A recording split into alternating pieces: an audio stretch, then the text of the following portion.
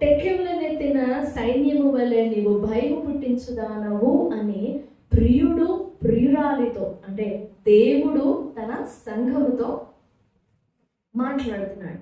భయం పుట్టాల్సింది ఎవరికి? శత్రువుకి. అక్కడ ప్రియుడు మాట్లాడుతున్నాడు, అమ్మా ఇంకొంచెం కిందకు వస్తే నువ్వు టెకెములనెత్తిన సైన్యం వల్ల భయం పుట్టించుదానవు. 5వ వచనం కంటిన్యూస్ గా చదివితే కొంచెం వేరుగా ఉంటుంది. నీ కనుదృష్టి నా మీద ఉంచొద్దు, అది నన్ను వశం చేసేసుకుంటా. నీవు నిన్ను చూడగా, నీ రూపం చూడగా టెకెములనెత్తిన సైన్యము వలె నిన్ను చూడగా భయం కలుగుతుంది. భయము పుట్టించుదానవు. ఏది పాత నిబంధనలో ఇది వారియర్ బ్రైడ్. దేనికి భయం? ఎందుకు భయం? ఎలా భయం? క్రీస్తును ఆశ్రయించిన ప్రతి వ్యక్తి, స్త్రీయే కాదు పురుషుడే కాదు, అందరూ కూడా దేవుణ్ణి ఆశ్రయించిన వారు, దేవుణ్ణి ఆశ్రయించిన పరిశుద్ధ స్త్రీలు, పరిశుద్ధ పురుషులు ఉండవలసిన విధానం ఇది. టెకెములనెత్తిన సైన్యము వలె భయం పుట్టించాలి. సైన్యము వలె. అక్కడ ఎంతమంది ఉన్నారు? మాట చూడండి, ఎంత చక్కని మాట ఉంది. 4వ వచనం, పరమగీతం 6:4 ఫస్ట్ లైన్. నా సఖీ అంటే ఎంతమంది ఉన్నారు అక్కడ? ఎంతమంది? బాగా చూడండి. 3, 10 మందా, 1000 మందా? చూడండి, చదవండి ఒకసారి ఫస్ట్ లైన్. నా సఖీ. నా దాంట్లో అలా ఉంది, మీరు చదవండి. ఎంతమంది ఉన్నారు అక్కడ? ఎంతమంది? ఒకటేనా? ఒకరేనా? కన్ఫర్మా? మరి సైన్యము వల్లే భయం పుట్టిస్తున్నావు అంటే ఎంతమంది ఉన్నట్టు అక్కడ? సైన్యం అంటే ఎంతమంది ఉంటారు? ఒక్కరు సైన్యమా? కొన్ని మంత్స్ బ్యాక్ చెప్పుకున్నాం మనం, మీకు గుర్తుందా? ఒక్కరు బలమైన జనంగా నిలబడాలి. లక్షల మంది, తుమిది ఊడిపోయే లక్షల మంది ఎందుకు? సైన్యంగా నిలబడిన ఒక్కరు. ఆ ఒక్కరుగా మనలో ప్రతి ఒక్కరు కూడా తయారు కావాలి. మనలో ప్రతి ఒక్కరు కూడా అలా తయారు కావాలి. ఒక్కటే, ఆమె ఒక్కతే, నా సఖీ ఒక్కతే సింగిల్ పర్సన్. కానీ నీవు సైన్యము వలె, టెకెములు అని అంటే మన భాషలో అర్థం చేసుకోండి, ఆయుధాలు, ఏది చీల్చి చెండాడే ఆయుధాలు, weapons, armed person, armed soldier, ఆయుధాలన్నీ ధరించిన ఒక సోల్జర్స్ గుంపులాగా నువ్వు నాకు కనపడుతున్నా భయం కలుగుతుంది. Warrior. A Christian is always a warrior for truth and for faith and for God. You should always be a warrior. భయం పుట్టాలి. ప్రియుడు అంటున్నాడు, టెకెములనెత్తిన సైన్యములను భయం పుట్టిస్తా ఉన్నావు. నీ కనుదృష్టి నా మీద వండియొద్దు, నువ్వు నన్ను వశం చేసేసుకుంటున్నావు. అంటే అది నెగిటివ్గా కాదనుకోండి. అంటే ఆమె ప్రభావం అంత ఘనమైనదిగా, గొప్పదిగా ఉండేది. ఏంటి ఆమె ఆయుధాలు? ఆమె ధరించిన ఆయుధాలు ఏంటి? అవి కొన్ని జంతువులు తమను తాము కాపాడుకోవడానికి దేవుడు కొన్ని ఆయుధాలు. మరి మనిషి తనని కాపాడుకునే ఆయుధం ఏంటి? మనిషి తను ఎలా కాపాడుకోవాలి? ఓ తల్లి తన బిడ్డలను ఎలా కాపాడుకోవాలి? ఓ తండ్రి తన బిడ్డలను ఎలా కాపాడుకోవాలి? ఓ వ్యక్తి తన ప్రాణం ఎలా కాపాడుకోవాలి? తన జీవితం ఎలా కాపాడుకోవాలి? ఎలా? నిజంగా ఈ మధ్యాహ్న కాల సమయంలో దేవుడు నీ నుండి ఆశపడేది, నువ్వు చేయాలి, నువ్వు ఉండాలి అని దేవుడు ఆశపడేది ఏంటంటే, నువ్వు ఆయుధధారునిగా ఉండాలి. నువ్వే ధరించుకోవాలి ఆయుధాలు. దేవుడు వచ్చి డాలు పెట్టుకొని నీ ముందర అట్లా షీట్ లాగా నిలబడడం అలా ఎక్స్పెక్ట్ చేయొద్దు.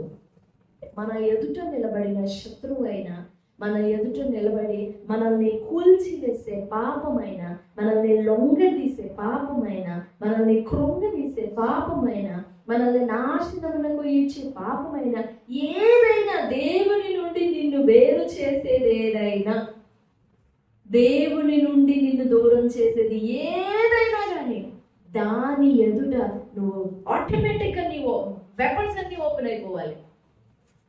ఆటోమేటిక్గా ఓపెన్ అయిపోవాలి వెపన్స్ అన్ని. ఖడ్గం ఓపెన్ అయిపోవాలి, షీల్డ్ ఓపెన్ అయిపోవాలి, హెల్మెట్ ఓపెన్ అయిపోవాలి, ఆటోమేటిక్ అన్నమాట.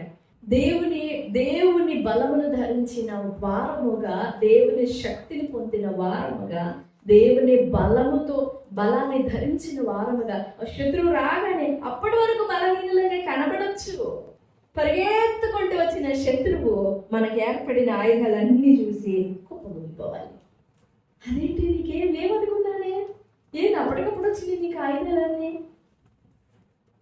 ఆయుధదారుడు సైనికుడు ఎలా ఉంటాడో క్రైస్తవుడు కూడా ఒక సైనికుడే. Christian is a soldier. వాళ్ళన్నా ఎప్పుడన్నా యుద్ధం వచ్చినప్పుడు వేసుకుంటారేమో, మనం నిత్యం ధరించుకోవాలి ఈ ఆయుధాలు. దేవుని ఆయుధాలు ఇవి, మా యుద్ధోపకరణములు అంటాడు పౌలు 2 కొరింథీ పత్రిక 10వ అధ్యాయం చూడండి. దుర్గాలు పడగొట్టగలిగినవి 10వ అధ్యాయం 4వ వచనం. మా యుద్ధోపకరణములు శరీర సంబంధమైనవి కావు గాని దేవుని ఎదుట దుర్గములను పడద్రోయ జాలినంత బలము గలవై. For the weapons of our warfare are not carnal but mighty through God to the pulling down of strongholds. ఎంత బలమైన దుర్గమునైనా కానీ పడద్రోయ జాలినంత బలము గలవి మా యుద్ధోపకరణములు. అవి ఖడ్గాలు కావు, లేకపోతే అవి గన్నులు కావు, లేకపోతే మందు పాత్రలు కావు అవి, కానీ దుర్గాలను పడద్రోస్తాయి. దుర్గాలను పడద్రోయాలి.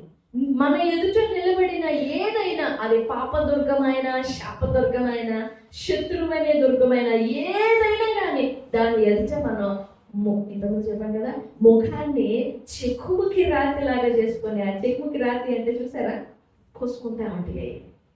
ఎటు పక్క ఏముంటుందో తెలియదు, రాళ్ళు భలే కోసుగా ఉంటాయి, షార్ప్గా ఉంటాయి. మనం పట్టుకున్నప్పుడు కూడా చేతులు కూడా తెగిపోవచ్చేమో అన్నట్టుగా ఉంటాయి. అట్లా చేసుకోవాలి ముఖాన్ని శత్రువు ఎదుట. కృంగదీస్తాయి, బలహీనపరుస్తాయి. క్రీస్తుని ధరించిన వారముగా యేసు ప్రభు వారు శిలువలో వేలాడినప్పుడు 2 పొజిషన్స్ ఉన్నాయి అక్కడ. ఒకటి ఉదయం చెప్పుకున్నాం, ఒకటి 18-27 వచనంలో ఉత్సవ బలి పశువులను బలిపీఠపు కొమ్ములకు, కాళ్ళతో బలిపీఠపు కొమ్ములకు కట్టండి అంటే యేసు ప్రభు వారిని గురించిన మాట అన్నమాట. అది ఆయన ఆ బలిపీఠానికి ఏది, మన దోషములన్నీ కొట్టివేయబడడానికి, మన అపరాధములన్నీ కొట్టివేయబడడానికి యేసు ప్రభు వారు ఆ బలిపీఠం దగ్గర 2 చేతులు చాచారు. యేసు ప్రభు వారు అలా వేలాడినారండి. ఫస్ట్ పోర్షన్ అదే, అలా వేలాడి మానవుని కొరకు, ఇది మానవుని వైపు పొజిషన్ అన్నమాట. మనుషుని పాపంలో ఇక ఉప్పికి లేవలేని పరిస్థితి, జీవిత కాలం మరణ దాస్యంలో ఉండిపోయాం. ఎందుకు మరణ దాస్యము అని అంటే పాపం వలన. పాపం రక్త నరనరాల్లో ఎలుబడి చేస్తా ఉంది, పాపం వల్ల మరణం వచ్చింది. ఈ మరణములో నుండి మానవుని రక్షించడానికి చూడు, నేను నీకోసం ఎంత తగ్గించుకుంటాను అని యేసు ప్రభు వారు పరలోకము విడిచిపెట్టి తానే భూమి మీదకి శరీరధారిగా దిగొచ్చి ఆయన కొయ్య మీద బలిపీఠానికి తన చేతులను అలా కట్టేసుకున్నాడు. నేనే బలి పశువు. నెంబర్ 1.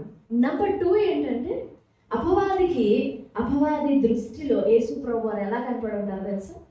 ఎలా కనపడి ఉంటారు యేసు ప్రభు వారు? ఇక ఆ ప్రధాన యాజకులు వాళ్ళందరూ సిలువేయండి అని కేకలేస్తున్నంత వరకు ఓకే ఓకే ఓకే నా వైపే పర్సెంట్ అంతా నా వైపే డౌన్లోడ్ అయిపోతా ఉండేది. ఇంకా నేనే గెలిచేది అనుకుంటా. 1%, 10%, 20%, 30%, 40% సిలువ కార్యం జరిగేటప్పుడు అల్లా కదా అది అలాగనే ఘనంగా గర్వంగా ఫీల్ అయి ఉంటుంది. 50% ఇంకా నేనే, 60% నేనే, 70% నేనే, 80% నేనే. ఆయన సిలువ దగ్గరికి, ఆయన సిలువ మోసుకొని ఆ గొల్గొతా కొండ మీదకి వెళ్ళినప్పుడు కూడా 80% నేనే, 85% నేనే, 90% నేనే అనుకుంటా ఉండేది. ఆయనను ఆ బలిపీఠపు కొమ్ములకు కట్టినట్లుగా ఆయన చేతులను వేలాడదీసి, ఈ భూమిని శూన్యంలో వేలాడదీసిన ఆయన భూమికి ఆకాశానికి మధ్య వేలాడాడండి. వేలాడదీయబడినప్పుడు 80%, 85% నేనే అనుకుంటా ఉండింది. 90% వచ్చింది. తండ్రి నీ చేతికి నా ఆత్మను అప్పగిచ్చేస్తున్నానని పెద్ద కేక విడిచి ప్రాణం విడిచారు. 99% గెలిచాను అనుకోని ఉంటుంది అది. 99% గెలిచినట్లుగానే కనపడుతుంది అది శత్రువు.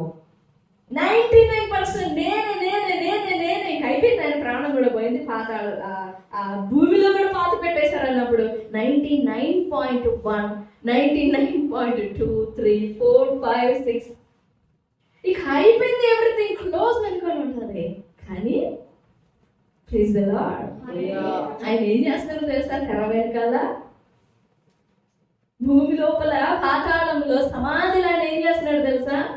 అప్పటి వరకు ఏది ఆదాము మొదలుకొని యేసు ప్రభు వారి వరకు ఎవరైతే ఆయనకు భయపడి నీతిమంతులుగా జీవించారో, ధర్మశాస్త్రాన్ని బట్టి నీతిమంతులుగా ఎంచబడ్డారో వాళ్ళందరినీ కూడా నేను వచ్చాను, మీరు అందరూ రండి అని కిందకు వేసి వాళ్ళు ప్రకటిస్తున్నారు. ఆయన పాతాళం అంతా నాదే అనుకొని గర్వంగా మాటలు తెలుస్తూ ఉండింది. అది బయట మొత్తం నానే, పాతాళం అంతా నేను గుర్చేసుకున్నాను. అదిగో సమూయేల్ని, అదిగో అబ్రాహాముని, ఇస్సాకుని, యాకోబుని, దావీదుని మొత్తం నా గుప్పిట్లోనే ఉన్నారు వాళ్ళు అని అనుకుంటా ఉండింది పైనుండి. కానీ కిందకి పోయి ప్రభు ఏం చేస్తున్నారు? Praise the lord. చరణగా పట్టుకొని మూడవది నా భూమిని, సమాధిని, మరణాన్ని చీల్చుకొని బయటకు వచ్చారు. అప్పుడు చూసుకుంటారు యేసు ప్రభు వారి ముఖాన్ని. ఎట్లుంటది? వేదంగా ఏడుస్తున్నట్లుంటదా? అట్లుండాలి నీ నమ్మకం. ఎందుకంటే ప్రభు శత్రువును చంపాడు. సాతానును శీఘ్రముగా మన పాదముల క్రింద మీరు చెప్పండి, క్రింద ఏమైంది? నిద్రపుచ్చాడా? చిత్తక త్రొక్కాడు ఆయన, అన్నగా త్రొక్కాడు ఆయన. శత్రువు ఎదుట, పాపం ఎదుట, అపవాది బలం ఎదుట నీ ముఖం నా ముఖం అన్నారు. అట్లా ఉండాలి. అప్పుడు చూసుంటుంది దాని ముఖం మాడిపోయి ఉంటుంది. 99.9 అనుకుంటా ఉండింది కదా. యేసు ప్రభువు అలా చేస్తారు. దేవుని కార్యాలు అలానే ఉంటాయి.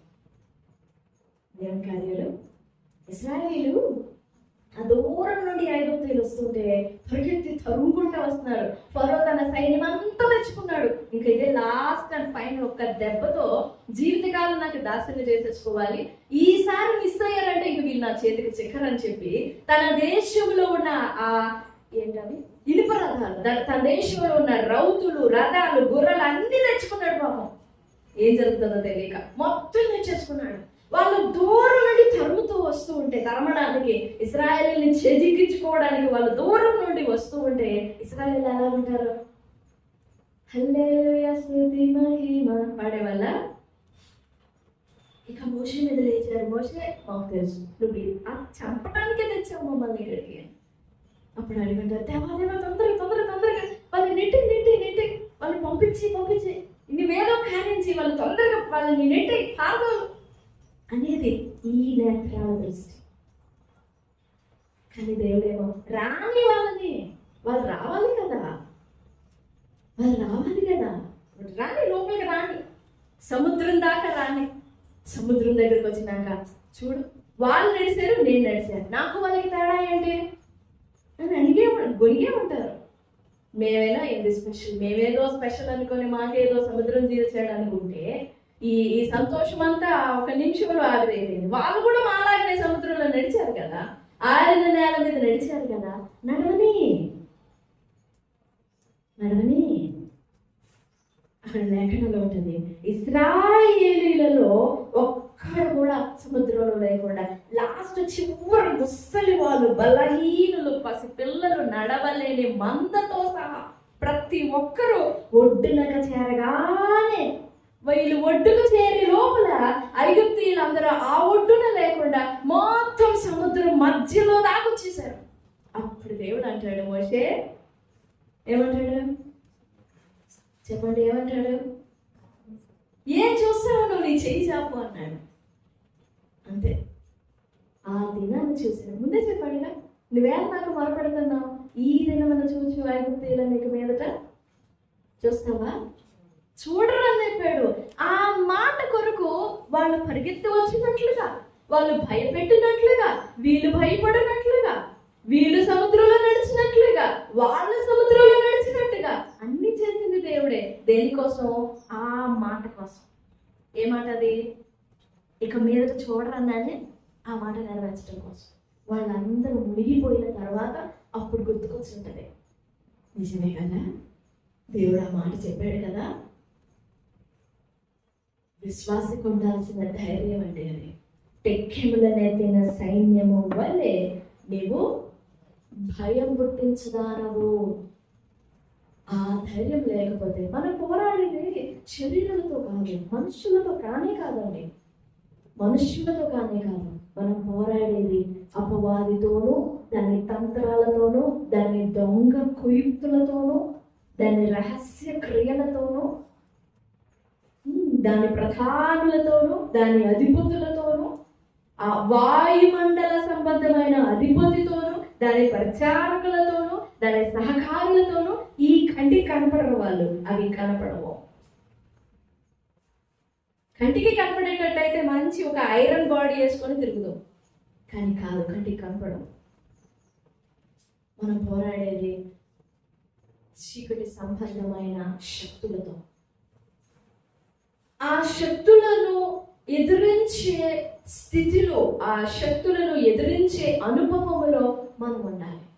కాకపోతే కొంతమంది క్రైస్తవులకు, అంటే మనలోనే చాలా మందికి ఆ శక్తులు కనపడవు. అంటే ఆ అనుభవంలోనికి ఇంకా వచ్చి ఉంటారు.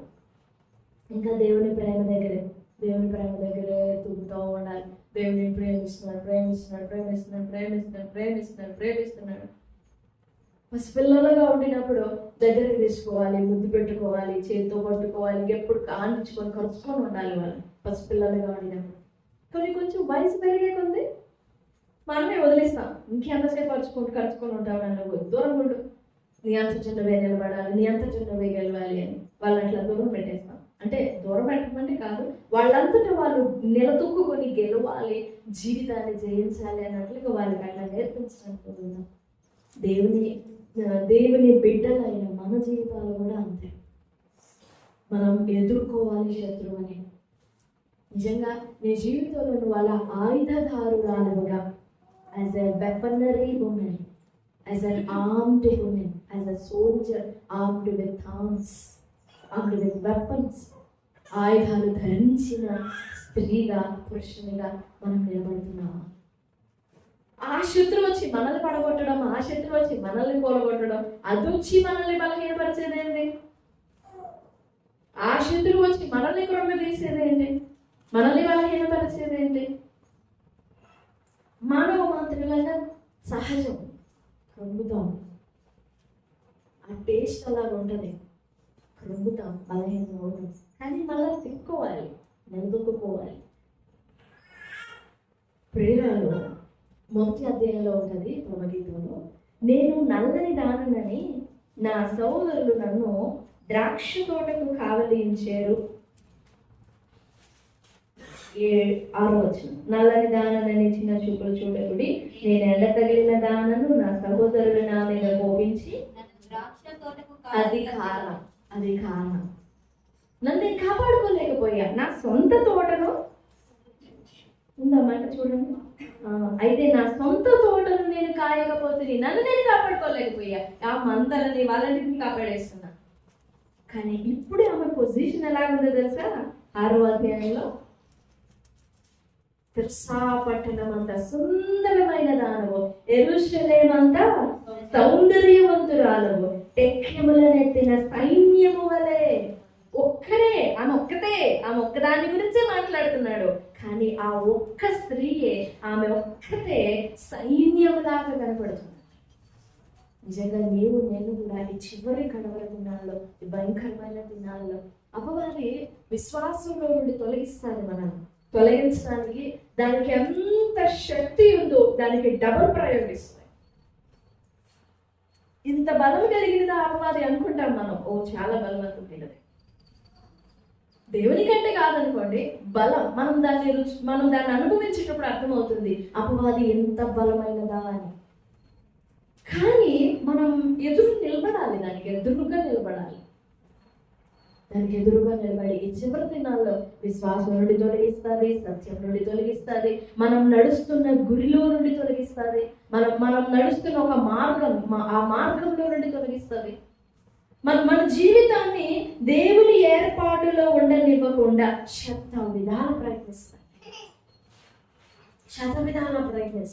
ఆ గురిలో నుండి ఉండకుండా, ఆ ప్రతిష్ఠితలో నువ్వు నిలబడకుండా, ఆ సమర్పణలో నువ్వు నిలబడకుండా, ఆ విశ్వాసంలో నువ్వు నిలబడకుండా, నీకు మంచి సాక్ష్యం ఉంటుంది, కానీ దానిలో నిలబడకుండా మంచి విశ్వాసం ఉండి ఉంటుంది, కానీ ఆ విశ్వాసంలో ఉండనివ్వదు, నిలబడనివ్వదు. ప్రేమ ఉంటుంది, దానిలో నిలబడనివ్వదు. నువ్వు దేవుని యందు దేనిలో అయితే నువ్వు నిలుచున్నావో దానిలో నువ్వు నిలబడకుండా నీకు ఎదురైన పోరాటాలని దానికి సంబంధించినవి అయి ఉంటాయి, ఇంకా వేరే ఏమి ఉండవు. నువ్వు విశ్వసిస్తున్నావా, విశ్వాసంలో నేను నిలబడలేదు. పరిశుద్ధత కొరకు నడుస్తున్నావా, ఆ పరిశుద్ధతలో నేను నిలబడలేదు. జీవితాన్ని పరిశుద్ధముగా దేవుని కొరకు నడిపించుకుంటున్నావా, ఖచ్చితంగా దానిలో నిలబడలేదు. ఎందుకంటే అసలు దాని జాబే అది, ఇంకా వేరే జాబ్ లేదు దానికి. దాని ఉద్దేశమే అది. రేయింపవాళ్ళు మన సహోదరుల మీద నేరము మోపువాడు అబద్ధాలు మోపుతా ఉంటాడు. ఎందుకంటే వాని ఉద్యోగమే అది. ఆ గురి తొలగిపోయి దానికి ఇంకా దానికి పని లేదు, ఖాళీ కూర్చోవాలి. శోధన వస్తుందా, నువ్వు ఎంచుకున్న విశ్వాసం నుండి నిన్ను తొలగించడానికి అది ప్రయత్నిస్తుంది. నువ్వు ఎంచుకున్న ప్రేమ నుండి, దేవుని పరిశుద్ధ ప్రేమ నుండి నిన్ను దూరం చేయాలనేది ప్రయత్నిస్తుంది. నీవు దేవుని చిత్తం నుండి ఆ చిత్తం నుండి తొలగించాలని ప్రయత్నిస్తుంది. నిన్ను విశ్వాసంలో నుండి తొలగించడానికి అది ప్రయత్నించినప్పుడు నువ్వు కూడా తిరగబడాలి. నువ్వే బలహీనుడు కాదు కదా. దేవుని రక్తం ఉంది, దేవుని ఆత్మ ఉన్నారు నీకు సహాయపడడానికి, వాగ్దానాలు ఉన్నాయి నీకు సహాయపడడానికి, ఎన్ని ఉన్నాయి బలాలు నువ్వు బలం పొందుకోవడానికి. వాటన్నిటిని ఎత్తిపట్టి ఎదురు నిలబడితే ఏ శత్రువు నిలబడతాదండి? ఈ మాట కదా శాశ్వతంగా నిలబడేది, ఈ మాట కదా నిరంతరము నిలబడేది, ఇది కదా శాశ్వతంగా నన్ను నిలబెట్టేది. సో దీన్ని పట్టుకుని మనం నిలబడినప్పుడు ఖచ్చితంగా మనము మునిగిపోము, కాలిపోము, నాశనమైపోము, బలహీనమవము, కృంగము, తలదించము. దీన్ని ఎత్తి పట్టుకుని ఉన్నప్పుడు తల దించున్నట్లుగా అపవాది తీసుకొస్తుంది, అపవాది చేస్తుంది. కానీ నిశ్చయంగా దేవుని ప్రేమ బలవంతమైనదండి. మాట చదువుకొని ముగించుకున్నామా? పరమగీతం 8వ అధ్యాయం లాస్ట్ అధ్యాయం 6వ వచనంలో చూడండి. ప్రేమ అన్నమాట జాగ్రత్త చూడండి. బలమైనదా ఏమన్నది మీ బైబిల్లో చూడండి ఒకసారి. బలమైనది అనే మాటకి బలవంతమైనది అనే మాటకి తేడా ఏంటి? ఏమన్నా ఉందా డిఫరెన్స్? బలమైనది దాని అర్థం ఏంటి? బలవంతమైనది దాని అర్థం ఏంటి? బలమైనది అని అంటే ప్రేమ just it acts like it's so strong and it's so powerful. కానీ బలవంతమైనది అని అంటే ఆ బలవంత నిన్ను గెలిచేంత వరకు పనిచేస్తుంది. ఇన్ మై అండర్స్టాండింగ్, నిన్ను గెలిచేంత వరకు ఆ ప్రేమ తన బలవంతా ఉపయోగిస్తుంది. బలవంతమైనది దేవుని ప్రేమ మరణమంతా, మరణము కంటే బలవంతమైనది.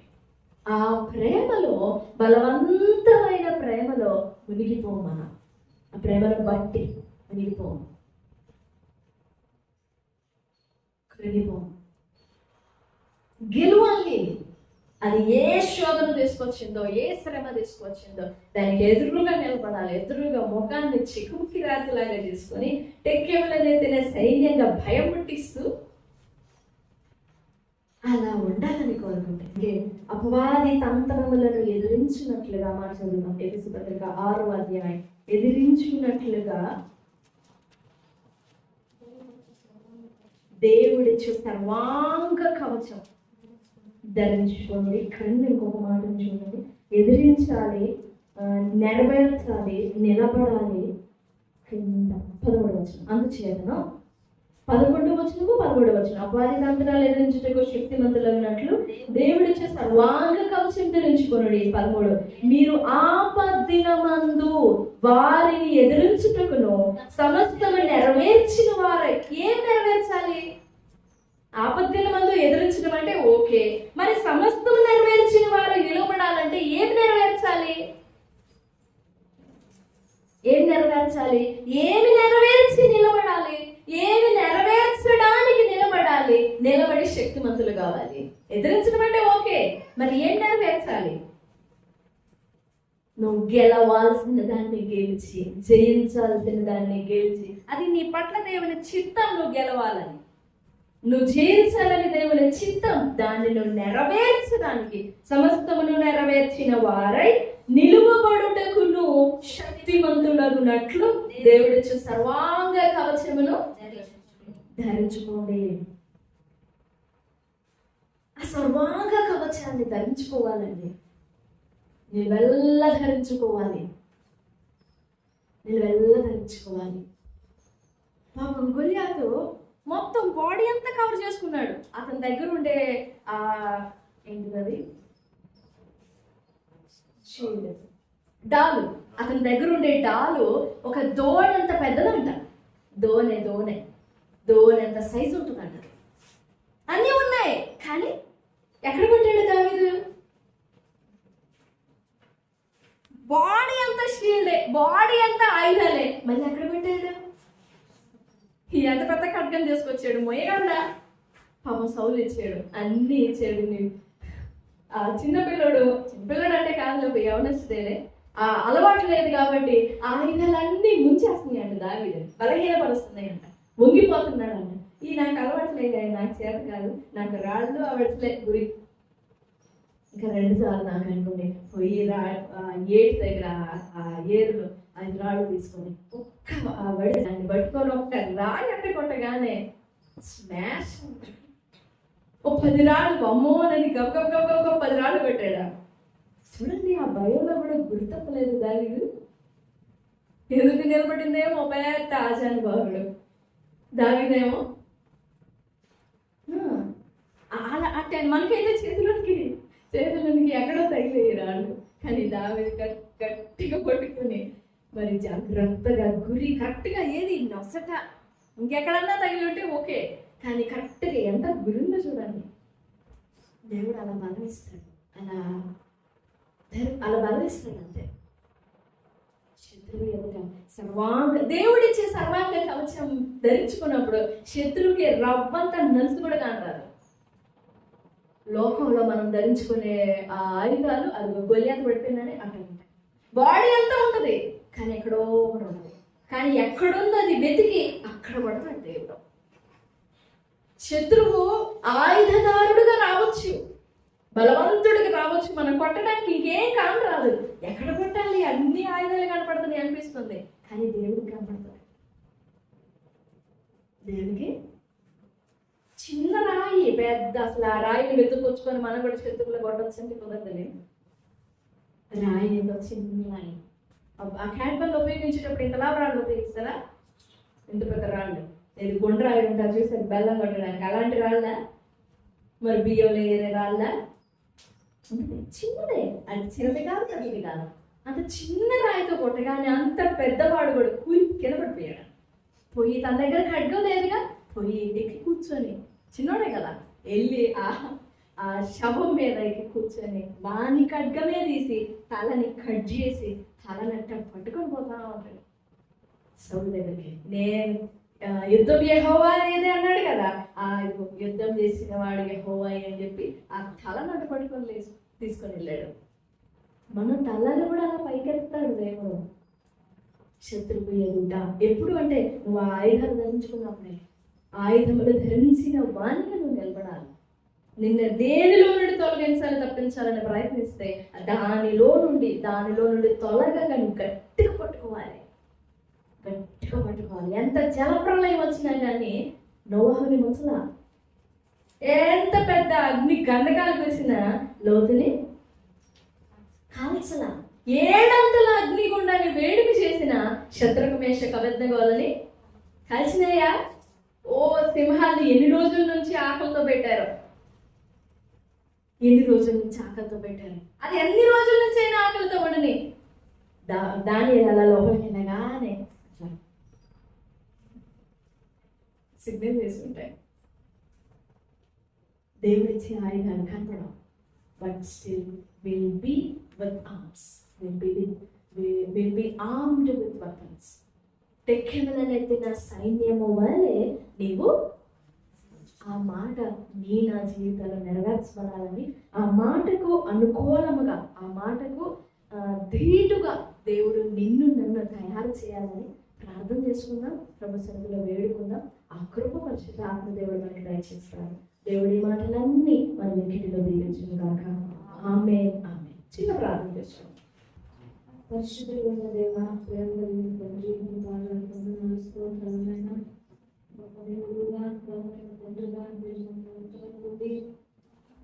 పునరుద్ధాన కూడికలు మీరు నడిపించిన విధానం బట్టి స్తోత్రాలయ్యా, స్తోత్రాలు స్తోత్రాలు స్తోత్రాలు.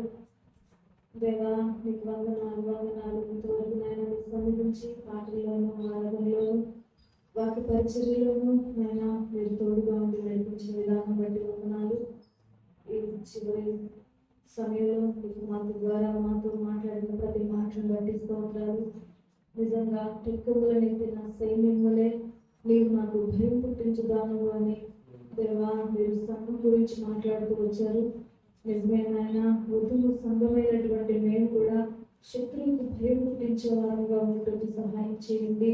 ఓ దైవమా మీకు వందనాలయ్యా, వందనాలు.